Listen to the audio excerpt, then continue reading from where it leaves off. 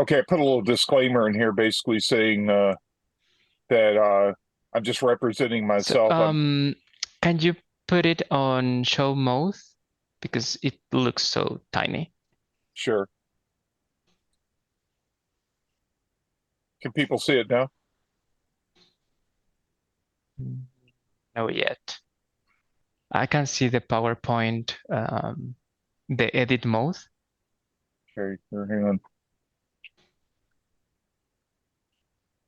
I guess it's changing now, but it's black. So let's give it some Yeah. seconds.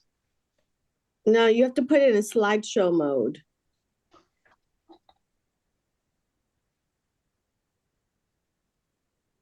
Okay, I've got it in slideshow mode on my system. Yeah, but it's not here.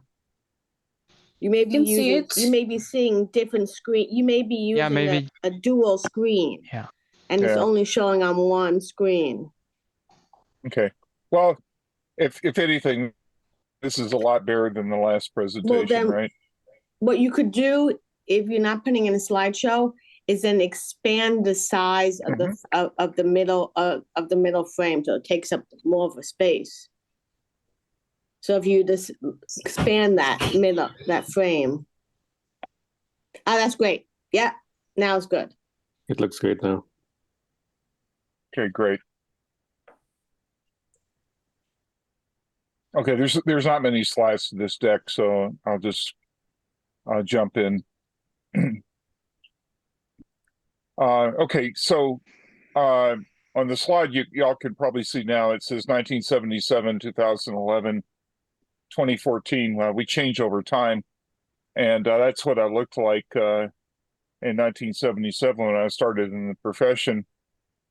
And 2011 is pretty similar now, but 2040 will probably all be digitized. Try to go to the next slide. Okay, so this is the agenda. I'm not going to read it to you, but this is the list of things we'll go over here. I got my first certification in June of 1993. I was challenged by my boss at the time. He basically said, "We need to get you to be certified in Windows NT." There were no courses, there were no books, there were no brain dumps. I just had to get certified in it. So I had a beta kit, and I was working as an employee of a Digital Equipment Corporation, which was working closely with Microsoft. So I want to emphasize to everybody here that it's not a bone crushing thing to flunk one of these exams. They make them hard on purpose. I passed my first certification in June 6th or 7th of 1993. And I passed it on the third try. So the important thing is you get your head in the game, you work very hard, and when you fall down, you get up and you just keep pressing ahead. So this has some more stuff about who I am and what I've done. I'm not going to go down through all this. I'm very proud to have been an ISOC member since June of 1998. And the Chicago chapter went by the wayside because I was busy, and my the guy that was my vice president, who's since passed away, was too busy to help, and so it was kind of a one-man show. And after about 12 years, I just couldn't keep it up anymore. I do have 3 graduate degrees, including 1 in cybersecurity, about 88 certifications, and I'll give you a reference where you can go look at those. The other important thing I want to mention here is that I kind of believe in doing things the old-fashioned way. So I didn't think, well, I should go out and get a CISSP and call it a day. My philosophy is to start simple, do it incrementally, and so you'll see when. Let's see if I can page this. Okay, So I started out and I got my MCSA Security 2000 and 2003. And I did do Network Plus and A Plus and Server Plus and some of these others, but I did the simple stuff on MCSA Security. There actually was such a certification. All this has gone by the wayside. I got MCSA 2003 security. I got MCSE security. And then I started with the heavy stuff. I started to get heavy with Security Plus, then SSCP, which I highly recommend, CISSP, which is a big one. When I took that exam, they kind of dumbed it down now, but when I took it, it was a 6-hour exam, and it had 250 questions, and it was $500. Now I think it's closer to $1,000 to take the exam. I got the CISA, which is sponsored by ISACA, MCITP in 2009. That was Windows Server 2008, by the way. And then the ITIL exams. And then here's a few others that I've gotten that are complementary to these. Network Plus, A Plus, Project Plus. I do think as you get older, and I'm not a young man anymore. I'll be 68 in October, God willing. As you get older, you really need to acquire project management skills. And I recommend everybody on the call here, probably by the time you're 30 to 40 years old, you ought to have your PMP tied up. And if you don't want to go get your PMP, get your Project Plus. But acquire leadership and management skills, because you're not going to be a certified ethical hacker forever. There's going to be people that are younger that come up after you, and they're going to get the jobs. And if you don't have leadership skills, you may be looking for another job. So please pay attention to that. There's also a free certification on here, the IPv6 newbie. You can go to Hurricane Electric IPv6.he.net. And they have 5 levels of this. I recommend everybody get at least the newbie level. IPv6 we wouldn't have all the wireless and all the IoT stuff that we have without IPv6. So it's a very important certification to understand this. And the last thing I'll mention on certifications here is that the 5 certifications that are at the bottom of this page come as a bonus from CompTIA. If you get things like Network Plus and A Plus and Server Plus, they will rig it so that you get what they call stackable certifications. And that was a surprise to me. I logged on their website one day, and all of a sudden I've got 5 new certifications. And I did not see that coming, but it was a very pleasant surprise. So how do I select my certification path? I got tired of feeling like I would have, could have, or should have certifications. You just wake up someday and you get tired of making excuses to yourself. I researched the job market, the job descriptions, the requirements, and the industry, and what it took to get those. And then I also looked at the competition, what other people around me were doing. So these are pictures. This is when I got my MCSE 2000 on the left side, and on the right side, this is me studying in November of 2003 for the Project Plus. And that Project Plus, I think I had that for 2 or 3 years before I got the PMP. PMP is a brutal certification. You have to spend all this time qualifying your experience, plus it's a 4-hour exam. So it's not fun, it's not easy, but it's best to just pass it and get it out of the way. Next slide here, hang on. Okay, so how do I recommend, or what do I recommend for a person who's looking for certifications? Get knowledge and experience. You don't, they had these people back in the 90s and the early 2000s, they were called paper MCSEs. you do not want to be a paper MCSE. You want to have the knowledge and experience to back up the certification that you've gone out and earned. Start with the simpler stuff first, A+, Network Plus, SSCP, Pen Test Plus, Cloud Plus, etc. If possible, get your employer to pay. These are not cheap certifications, or some educational organizations will pay for the first exam attempt. And there's even companies right now that want certified professionals so badly that you can apply for a scholarship or some sort of sponsorship. So read and study, set up a lab at home and get hands-on experience. Get a mentor, and that's a really good link there. I wrote a presentation on mentoring, and it's out there. Don't make excuses. Set up a schedule and stick to it, and don't procrastinate. I'm going to the next slide here. Okay, so I put this slide together: certifications, the good, the bad, and the ugly. The certification can help.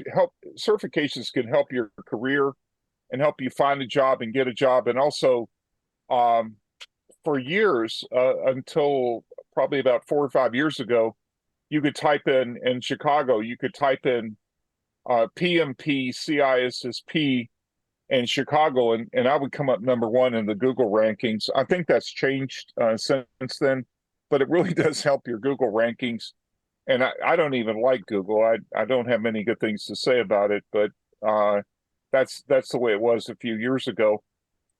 You are going to have to pay annual fees to organizations that sponsor these certifications on time, such as ISACA, PMI, and let's see, ISC squared. And you'll also have to pay manual fees to maintain the certifications. And in the case of organizations like ISACA and PMI, they will also make you pay chapter dues, even if you don't attend the meetings. So they don't cut you any slack there. And then you also have to pay usually for educational activities that will help you keep up your professional development units or continuing professional education units, whatever you want to call them. The ugly, if you fail to pay the dues, your certifications get revoked. Also, if you do anything that is in violation of the code of conduct of the organization that you're a member of, you can lose your certification, which is a shocker to some people, but it's true. And if you don't believe that, go look up Christopher Vaughn in Illinois. I won't go into it, but he lost his certification because right now he's in prison. Jealous people can and will backstab you about getting certifications. It's a sad thing, but it happens. You'll also hear people say, well, you don't have enough certifications or you have too many certifications. And one guy said, you have 3,000 certifications, and I don't. I have 88 and 0 real world work experience. Well, actually, I've been in the real world of work for IT for 46 years. And typically, that's roughly about 2,500 to 3,000 hours a year. So you could do the math on that and see how bogus that statement is. People do cheat. And I still to this day don't understand how they cheat on exams, these certification exams, but I know that they do. And you can find some pretty accurate dumps out there. I will tell you that there's 4 exams that I've never seen an accurate dump for. One of them is SSCP, CISSP, PMP, and CISA. If somebody tells you they have an accurate dump for those, they're lying. So don't pay money for that. And then I also mentioned here, if it feels like a business and a racket, it definitely is. It costs a lot of money to keep these up. Okay, so I got certifications because I think I'm a smart guy and I'm a highly competitive IT professional. I'm a loner on my own path, and I know what I need to do to remain relevant, employed, and employable. It is prestigious. It looks good. It makes you more findable in the search engines, as I mentioned before. and it doesn't bother me that it upsets my enemies. I do have 88 certifications, and I only pass 83% of the time. So there are certifications that I've gone for, like CCNA, that I realized I really wasn't cut out for that. I passed it and flunked it twice. There are other certifications like Desktop Professional, Microsoft Desktop Professional, that I think I took that 3 times and passed it the 3rd time. Likewise, the Windows NT beginning certification. So you just have to figure out what your threshold of defeat is and say, am I going to go forward with this or not? But my recommendation is, if you can afford it, keep going. And then let's see, I'm getting a little bit delayed response time. So this is what we covered. Certifications take a lot of work. I believe if you're doing it all for the right reasons, it's worth it. And let me see. Okay, so I've got, I'll look at the chat window. Okay, it looks like people are able to download the slides out of the PDF here. Oscar, has anybody got any questions they'd like to ask before I turn the podium over to somebody else? There is a comment that just arrived. I don't know, Blessing, if you want to ask or... Okay. What are the basic coding for a beginner? It's a great question. I would say, well, I've coded in 43 languages, so I try to be kind of agnostic about that. I started out in Fortran 4 back in fall of '73. But the cool language to code in today probably would be Python, maybe followed by something like Java or PowerShell, Microsoft's PowerShell. But it's good to be what I would call a language polyglot, so you're able to code in several languages and not be hooked into just one language. I think that can be a career limiting thing. And let's see here. It says, okay, so somebody went ahead and kind of answered the question. Well, one of the languages that I'm particularly good at is Perl. I acquired Perl skills around 2000. Matter of fact, I've written a small Perl program that enumerates every IPv4 address, and it's only 17 lines. So it's a very, very powerful language. Most people don't have the guts to go do Perl these days. Perl's very, very similar to C. If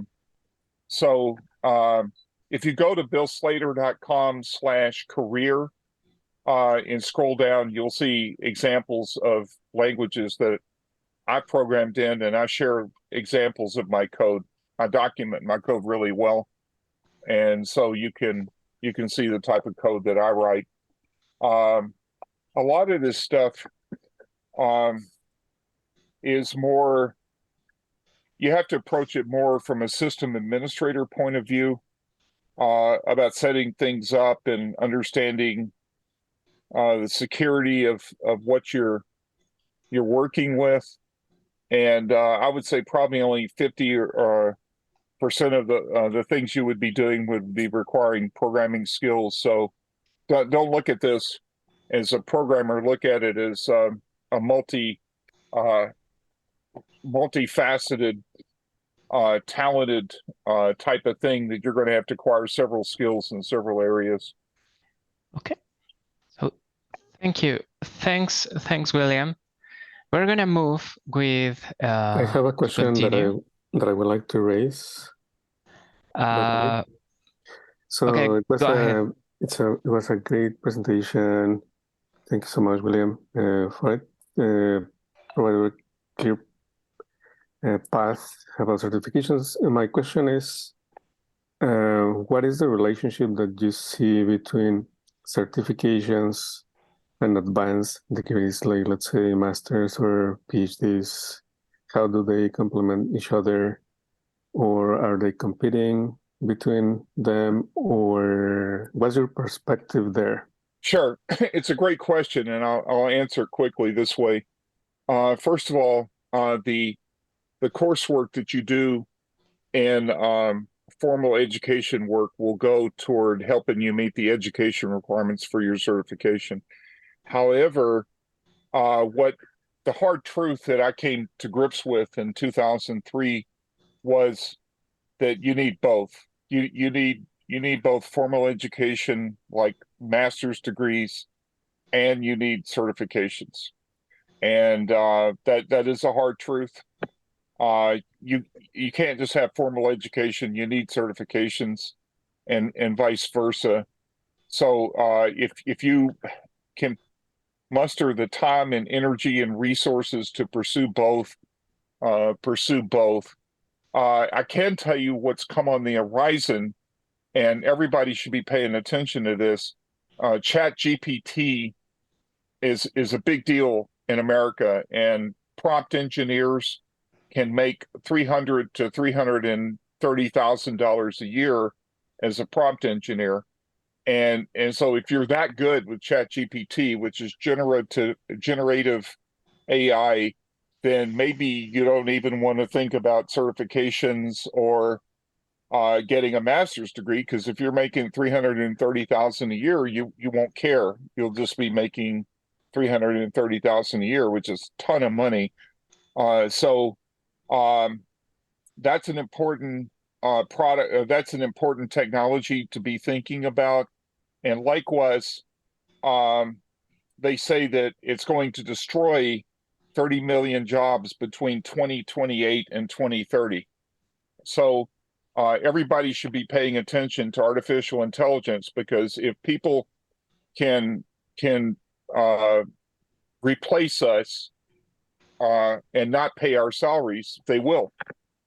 So do not ignore ChatGPT and artificial intelligence and cybersecurity.